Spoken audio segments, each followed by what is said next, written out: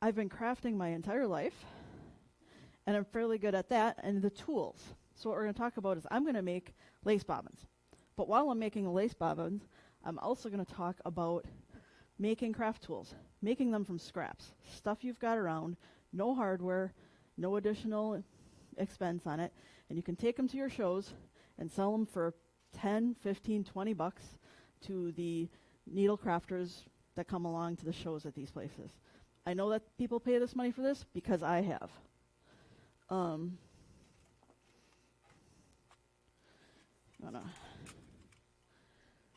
Most of the stuff in there is wood. There's a little bit of bone, some laying tools, but everything in there is stuff I've paid for. And look how simple some of that stuff is to make. You could, 5 minutes and some scraps and you've got 20 bucks. Easy. So, lace bobbins. Bobbin lace is a woven lace. You use the bobbins that are, those can go around too. Here's some that I've already made. They work in pairs. You have one bobbin in each end, and there's a thread that connects the two of them. That thread goes up and around a pin. There's 8 sets of those, and they're woven and twisted and turned back and forth to make beautiful lace. Sometimes you're making pictures. You're often making collar pieces, stuff like that. Again, simple to make, but everybody loves a beautiful tool. I generally use scraps or pen blanks. This is a maple pen blank, and I'm just going to start by putting my mask on. And we're going to round it down. Me and my fancy $5 estate sale spindle.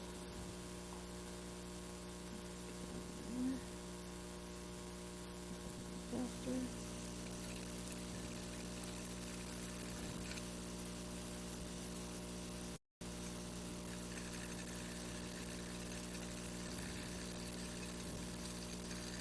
So the shape is always going to be round. The material really doesn't matter.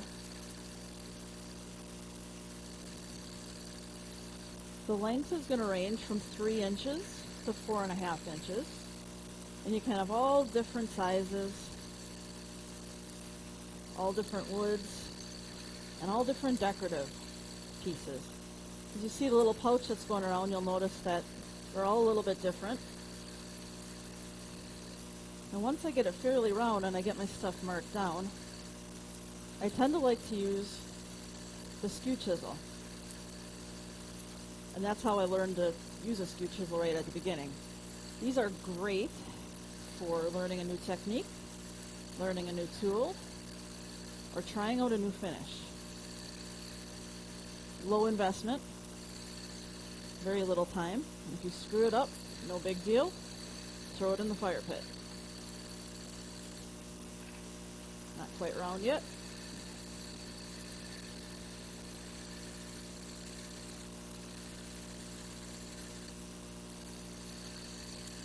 Now some of those tools that I sent around are more for knitting and for cross stitching.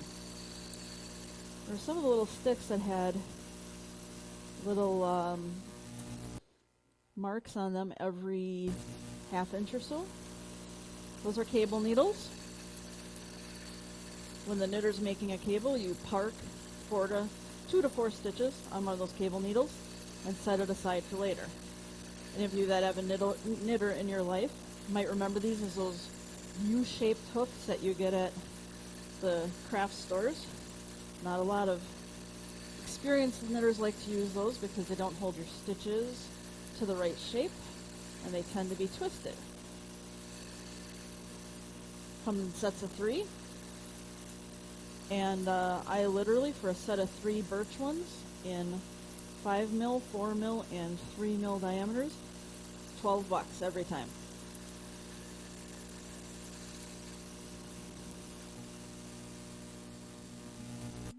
A little bit yet. My husband set up the blanks for me, and he didn't do a great job of getting on center, so going a little further than I wanted to.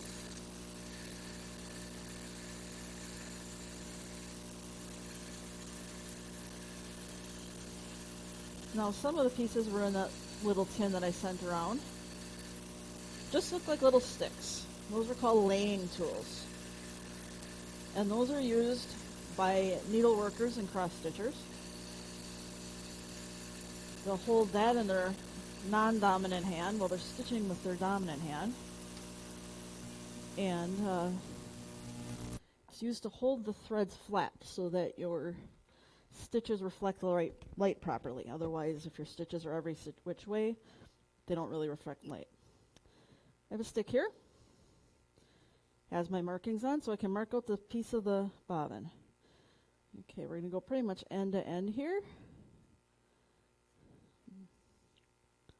Marked out a couple of sections. This top section is going to be the head or the bulb. That's going to hold the thread on. Then I'm going to make a middle section here. That's going to be the shoulder.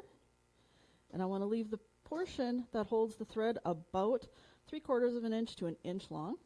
And we're going to go down to 3/16 of an inch thickness on that, maybe a little bit more, just because I don't want to bust it and make a fool of myself up here.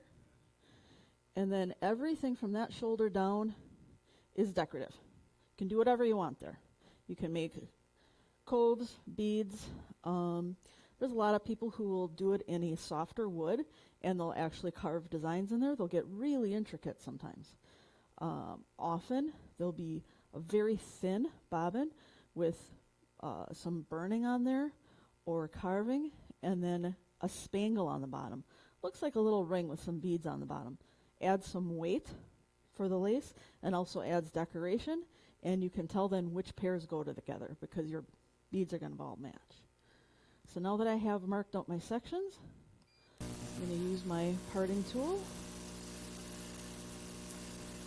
to set it up so I can see it.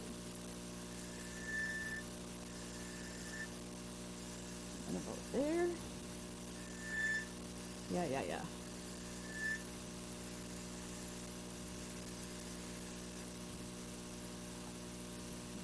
Start with my spindle gouge. So this is going to get real thin. I'm going to leave that for last because, of course, I don't want to be hammering on this and then bust this down.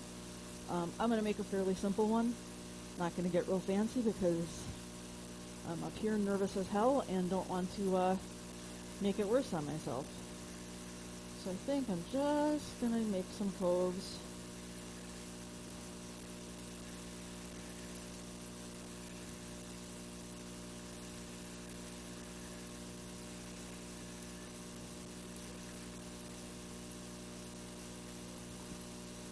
Take that off. Thank you for reminding me. I generally don't keep any jewelry on, but nervous, so. What? Yeah. Here's what not to do.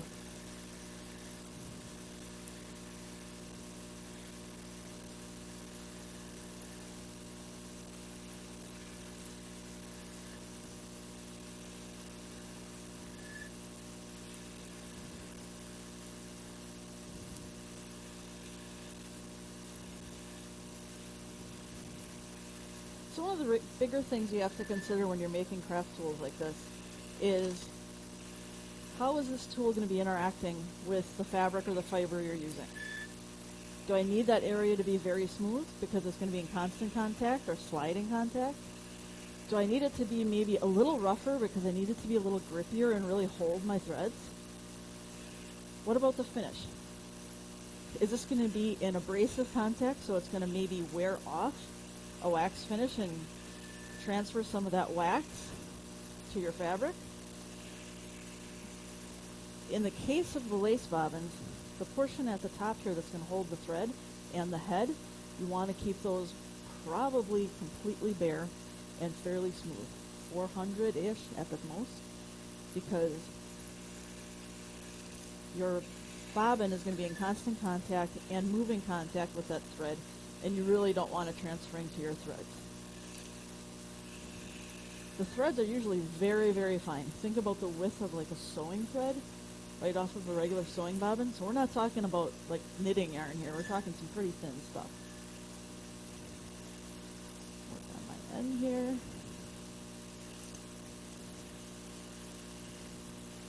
Now I know my technique could be better, but I'm trying to talk and breathe at the same time.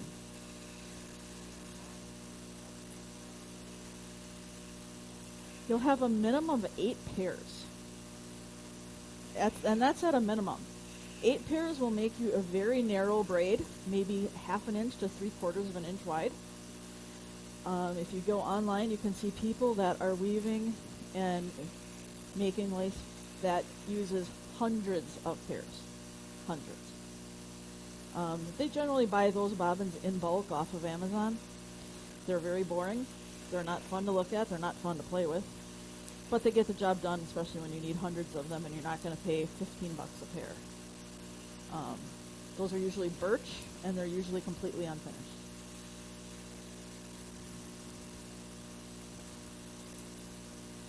Bobbin lace is a very, very old art. Women have been doing this primarily in Eastern Europe and some of the other mountainous European countries for decades. Not decades, sorry, centuries. They didn't all use bobbins. They were literally using sticks, whatever they could find, just to hold the thread. And then things started getting fancier as time went on. And people wanted different things. There are different regions, different styles of lace, that use different styles of bobbins. There's 3 primary ones. There's a Midlands lace, Midlands bobbin. Those are the fancy ones with the bangles. Usually about 1/4 of an inch total in diameter, so the one I'm making here is going to be quite a lot wider than that.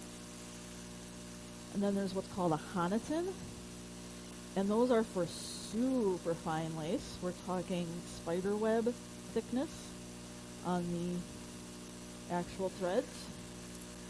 And those bobbins max out at about 3/16 of an inch, with the shaft here that holds the thread even smaller.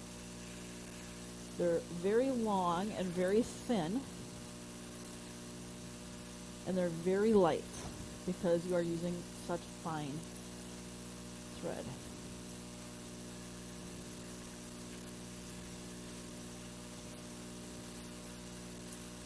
Okay, I'm going to stop this here and see where I'm at. Then there's kind of the generic type of bobbin, which is what this is. It's just called continental. And a continental bobbin is pretty much anything else. Any of the regions, Europe being the region, any of their types. There are as many, trying to use a peeling cut here with my skew. That's working better this way. There are as many types of lace and the types of bobbin as there are old European tribes and cultures. I'm using my little skew here, which is not my favorite. Did I bring my big one? I did not. I have a larger one that is a 3/4 inch skew, which is perfect because I like my thread carrier to be about 3/4 of an inch. So when I know I've got the width of the chisel, I'm good.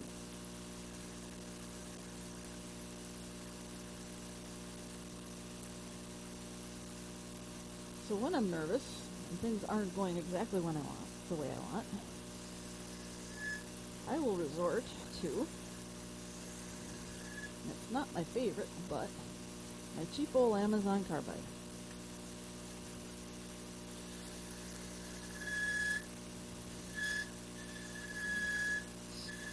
Squeaky as hell.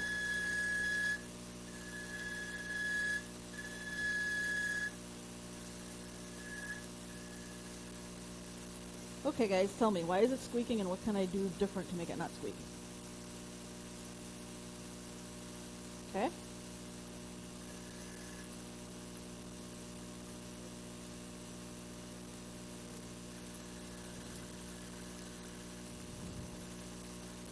There we go.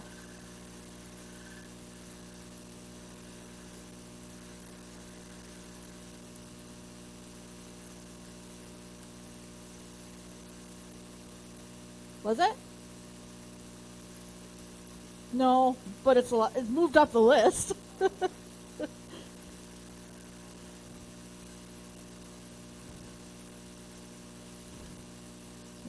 This way to get in there and get a nice sharp edge.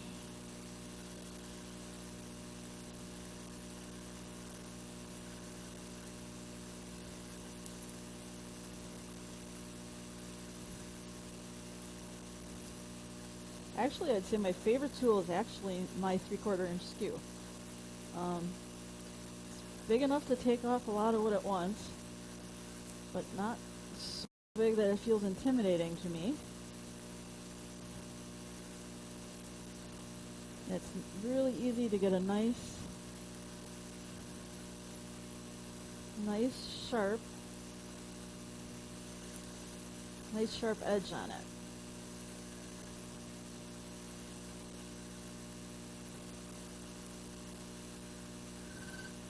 What I don't like about this. Alright, I'll do that. Use this to get us down a little bit further. Should have done that from the beginning.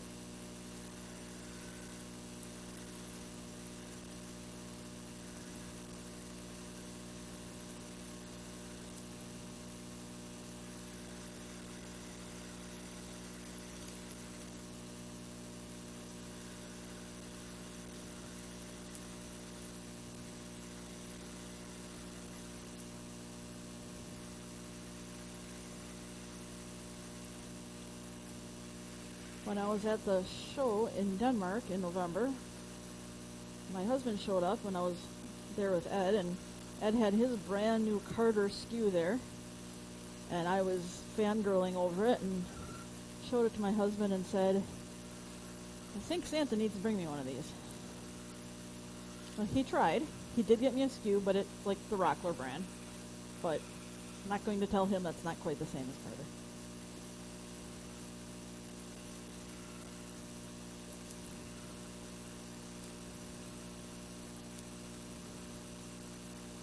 There we go. Now we're getting thin enough.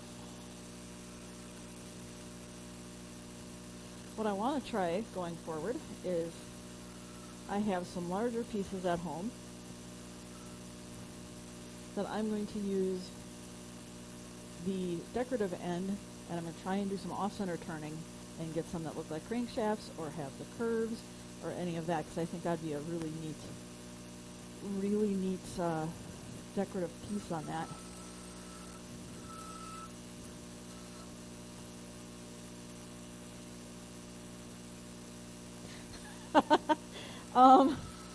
I really thought I was kind of the intersection of motorsports and needlework, but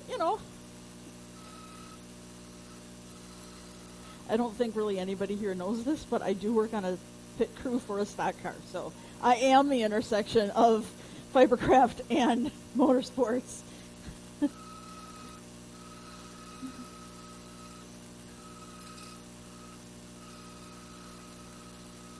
Using that as a scraper right now, so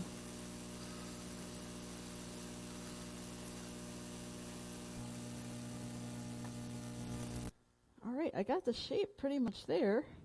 I'm going to do a little bit of cleanup on some of these ridges.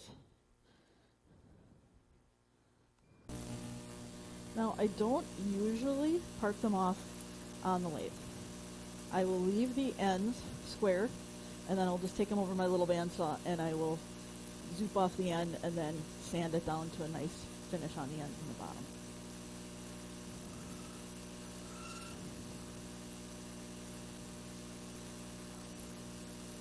Yes.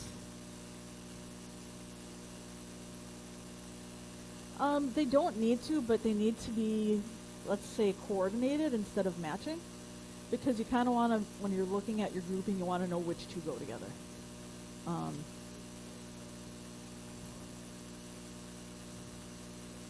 Yes. Yes.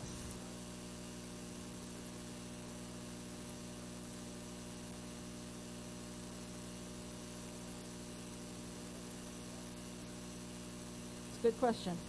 You don't want it to be sharp because you don't want anything catching. But as far as finishing, particularly this piece of shaft in the middle, you don't want to sand it down too far, because You want it to have that little bit of grip so the threads have something to kind of hang on to.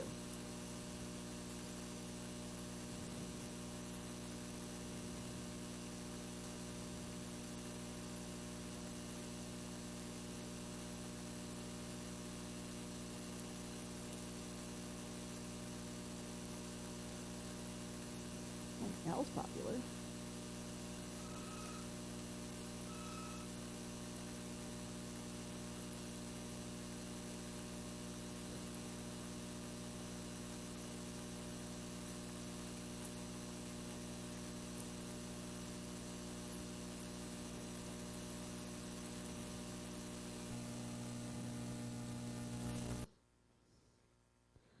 All right, I've got a pretty good finish on there. I haven't done anything with either of the ends, but I am going to try and,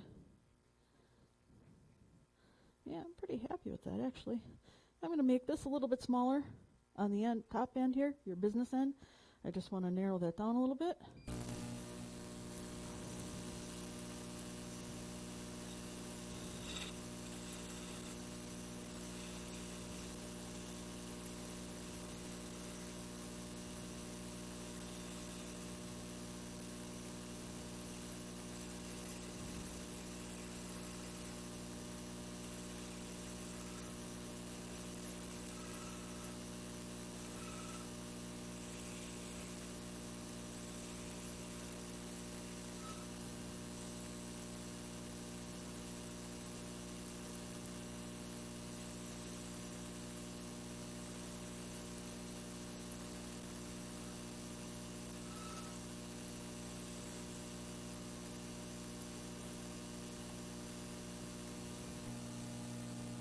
I keep instinctively reaching for where the stop is on my home lathe.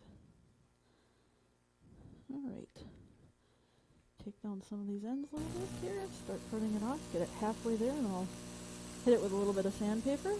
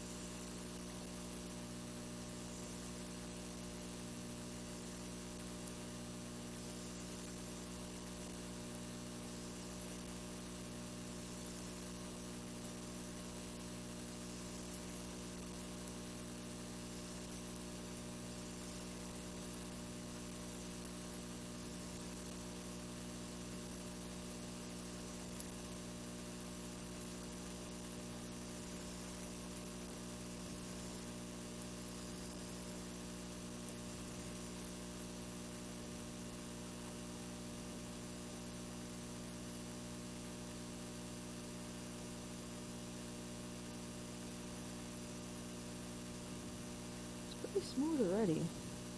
Doesn't need a lot. And again, you don't want it that beautiful baby smooth like you get your bowls. You want it to have a little bit of that character and that grit, both the threads and for the tactile feel while you're working with it. As you work with a lot of these crafting tools, particularly wood ones, they age and they mature in your hands. They gain, even through finishes a lot of times. They'll pick up some of your oils from your fingers. Sometimes they'll get a little grooved. But those are the best ones. You want the tools to learn the crafter. I do use some metal knitting needles. Oh, by the way, knitting needles, pain in the butt to turn as a crafter, don't even do it.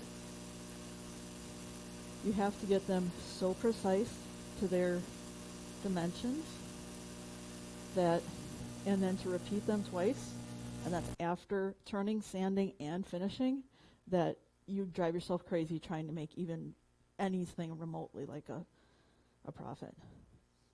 So there, I'm not going to part it off. I'm going to do it at home like I said I typically do, which is right on my bandsaw. But we have a lace bobbin.